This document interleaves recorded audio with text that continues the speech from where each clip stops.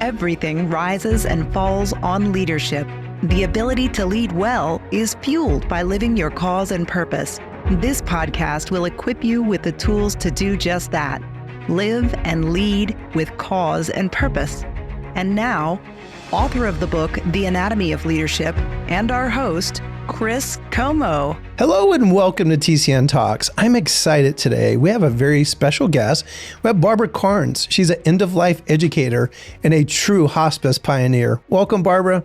Oh, I'm excited to be here. I think we're going to have a good talk. I think we're going to have a great talk. I just want you to know I'm just honored that you would take time out of your schedule just to be with us. I feel like you're such an amazing icon for the whole hospice field, and also feel like you're a unique bridge because you knew some of the matriarchs and patriarchs. And so I'm just looking forward to a great discussion. Let me read from your bio first. So Barbara Karnes has had to do with death and dying much of her life. She's an RN, and anything going on in that field, she's been talking about it. Her articles have been featured in the New York Times, USA Today, Huffington Post, Thrive Global, and the Washington Post, just to name a few. She was awarded the NHPCO Innovator Award for her decades as an end-of-life educator and for her iconic booklet, Gone From My Sight, The Dying Experience, aka the Hospice Blue Book. Barbara's career spans 4 decades and began as an early hospice pioneer during the AIDS crisis. In addition to many years she has spent at the bedside caring for patients and their families as a nurse. Barbara has also served as the executive director of a hospice and various home health agencies, so she's done the work. She has worked through the hospice ranks as a patient care manager, clinical director, staff nurse, volunteer. And Barbara is dedicated end-of-life educator, training professionals, authoring resources, materials, booklets, movies, and her award-winning blog. So Barbara, again, it's so good to have you. Oh, I'm excited to be here. Well, take us back to the beginning. What first drew you into this hospice work? And, for our listeners, because many of them are like that young generation of hospice staff now. So what did hospice feel like in those early days when the movement was still being formed? Well, let's start with your first question, which was, how did I get started in this? Where did that come from? Now, here's a date, 1962. Wow. I graduated from nursing school and thought, oh my goodness, I've made a huge mistake. Should have never been a nurse. Actually, I should have been a social worker, but I never worked as a nurse in a medical setting. In hindsight, that's the gift that I brought to end-of-life work because I had no role model on how the medical model took care of people who were dying. So when I got involved, I literally made it up as I went along. Because there were no guidelines. People didn't deal with death. Used to be, grandma lived at home and she died in the upstairs bedroom. But then our medical model took grandma to the hospital where she died, a nursing facility where she died, and she was in a room at the end of the hall and by herself. And we didn't learn. We didn't have any role models. We didn't learn how people die because we weren't there. We've come full circle now. We are now at home. A lot of us are. The thing is, grandma always wanted to be at home to die. So in the 70s, now I'm not working at all. In the 70s, Elizabeth Kubler-Ross comes forward and says, Americans are not taking care of their dying at all. And at that same time, Dame Cicely Saunders in England was developing a concept that she called hospice. And that was to take care of people who were dying. Those two concepts sparked my interest. I thought, wow, this is something I want to do. So that's what led me to hospice and to end-of-life work. And just what was it like in those early days? I mean, I know you said, we had to make it up as you went along and didn't have a lot of resources, but just say a little bit more about those early days. Well, number one, we had to teach people how to say hospice. A lot of it was hospic, they couldn't Hospice, say it. hospice. Yeah, couldn't understand it at all. And the medical model didn't really understand hospice. So doctors didn't really understand hospice. In those early days, community education was our biggest, strongest tool so that we could teach people that here's what we can do when the doctors can't fix you. So once we taught and got out there, then we would get referrals. And the key there was we were working with people that were struggling with a life altering, literally, not just for the patient, but for the caregiver. And because we don't have any role models, what it's like to die, families are terrified, still are. But when we started, that was the key thing, I hate to use the word thing, but that we focused on was being there and supporting the family and the patient. We learned early on that it wasn't just the patient that we were taking care of. We learned really, really right out of the gate that it was the caregiver, the family that needed as much support and guidance as the patient did. Because the patient's withdrawing and will be at a point where they're non-responsive. But the family, the watchers, are there the whole time. And so education became a key point after we, who are the front runners, learned what dying was like. And we learned because we were at the bedside. I want to say, and this is so important, everything we do in end-of-life work leads up to the moment of death. That's why we're there. That's what it's all about. Before death leads up to the moment of death. Then at the moment of death, our work gradually decreases and diminishes. But the moment of death, and sadly, a lot of people now are alone at home at the moment of death.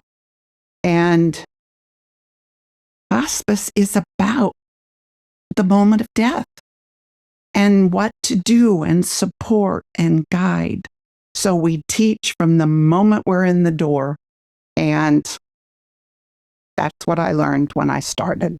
That's interesting because I think, I hear it's so cool being with you because I've grown up now in this for 30 years. And so just we think of the two bookends that each of our lives represent.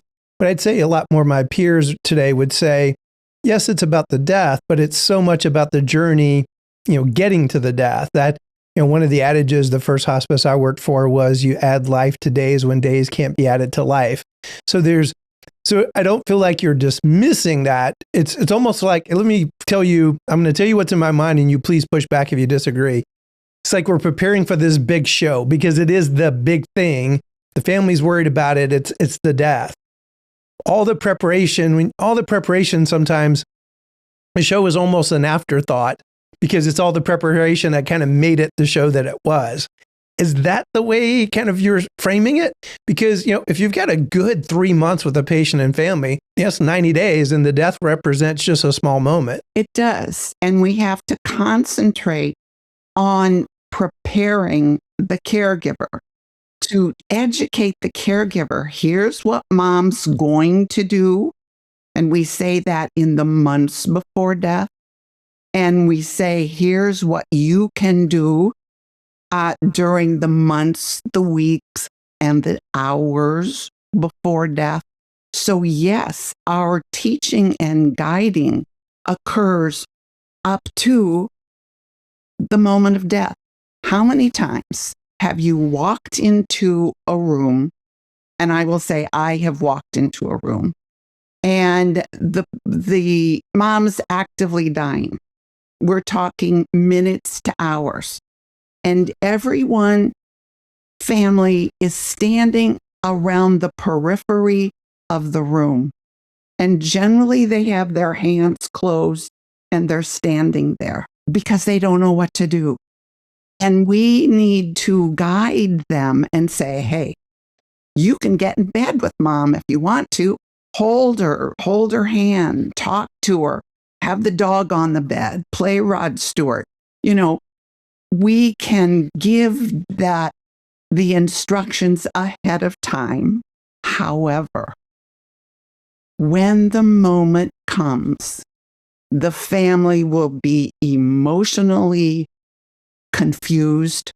They will not be thinking mentally, probably at all. Their heart is crying and screaming, and they need a conductor.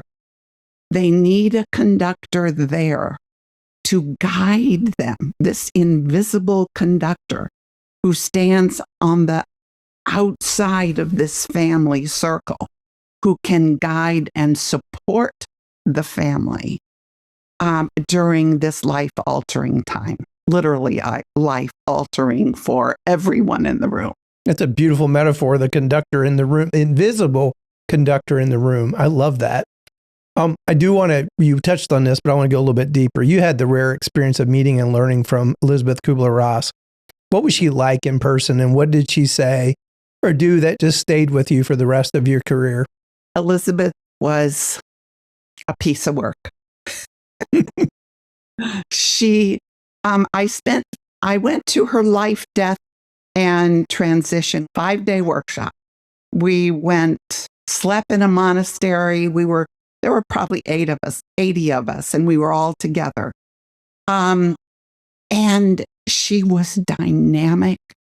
We all just kind of hung on every word, but she was unpredictable, and she was kind of scary. There were times because what she thought came out of her mouth. I just was in awe, and she got me there, and she held on to me emotionally in my mind for the rest of my life.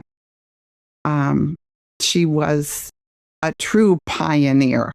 What are some takeaways or pieces or pearls of wisdom that you still draw from? Let me tell you a story. At this workshop, she had all of us there draw a picture. Said, you can draw anything you want. Draw a picture. And then, so we did.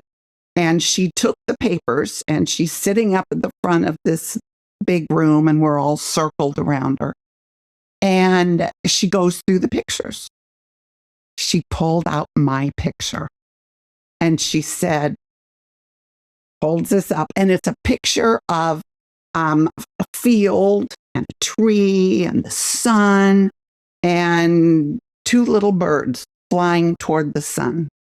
And she said, this picture means that you have 2 things you've come here to work on. What are they? Well, I didn't have a clue. I came there to learn from her about dying and not about me. And what she said, and I did find the 2 things that I came to work on. But what the key thing that she said was, in order to help others, you've got to know and help yourself first. That we all have what she called black bunnies in our life, challenges that we haven't worked through, and that in order to help someone else, we have to have our slate as clean as we can get it. I think that's the biggest memory I have of her teachings that has the most profound effect on me. That's beautiful, Barbara. And I feel like so needed, because I do see we get a lot of wounded warriors that get attracted to this work. I think because the beauty and the compassion But if you don't do some of that self-work, it could become a selfish way of trying to deal with it. Like, you don't realize what you're trying to do is fix yourself by caring for someone else, but yet you don't do your own internal stuff. And in many respects, that's a whole life journey, right? I like the way you said it, kind of getting your slate clean. But many of these wounds from the past, it's a lifelong process. But many people come to the work that they've never gone there. And just the work is the way they think it's going to heal them. But yet the more of that self-work you do, you can show up more beautifully by the bedside and be that amazing, invisible conductor, facilitator of a beautiful ending. In some cases, people live in the last 90 days of their life, if we're blessed to get them for 90 days, more than they have in many other parts of their life, if we do that well. I see you shaking your head. Does that resonate? Absolutely. Absolutely. We have to know who we are as professionals, or as volunteers that work with end of life, because there will be triggers, there will be occurrences that will trigger our black bunnies unless we've sorted it out and come to terms with it, because we want to be the best help and support that we can for these families and for the patient. That's why we're there. So we've got to clean our house first. That's so good. When you think about Kubler-Ross and some of the other early pioneers that you got exposed to, what do you think they got right that we've preserved? And what do you think we've lost or drifted away from that maybe we need to return back to? Hospice worked outside of the medical model. The medical model takes care or addresses diseases that people have. The medical model addresses diseases. End of life model addresses people that happen to have diseases. Now, with that foundation, what's happened? So, in the 70s and 80s and 90s, hospice was outside of the medical model. Gradually, it's become absorbed into the medical model.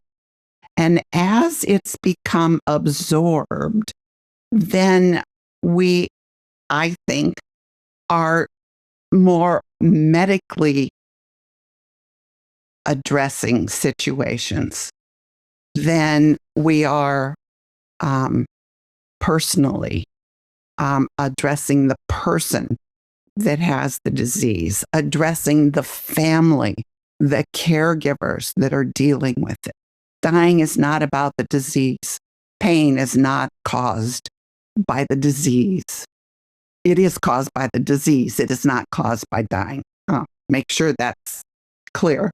So we as an organization, I want to see us focusing on the person and the family and not as much emphasis on the medical.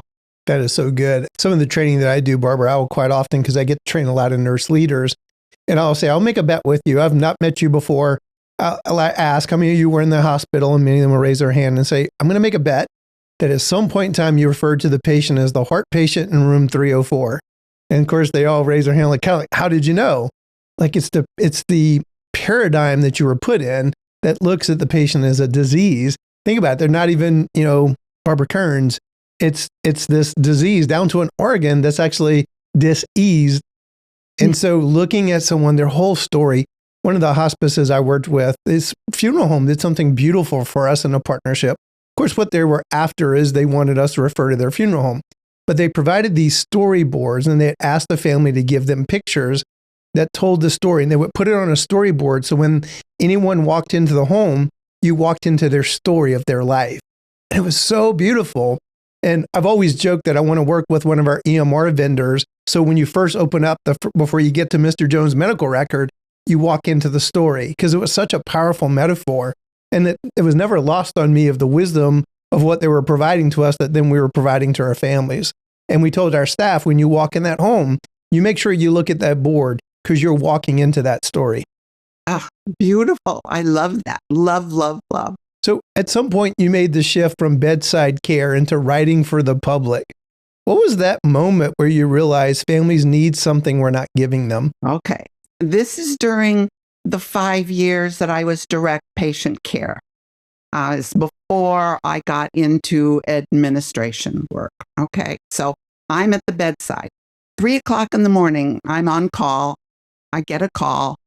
And what I learned really, really early was if I didn't go to the home at 3:00 in the morning, no, even if I thought it wasn't a big deal, if I didn't go, I was probably going to find mom in the ER at 7:00 in the morning because families are scared. It isn't so much about what's going on. It's that they're afraid. They don't know what to do. So 3:00 in the morning, I am in this patient and family's home. Mom is probably days from death. No real crisis. And now I'm sitting in the living room with the family. And I'm explaining, here's what mom's going to do. Here's what she's doing now. Here's what you're going to look for as she progresses. And one of the daughters was taking notes.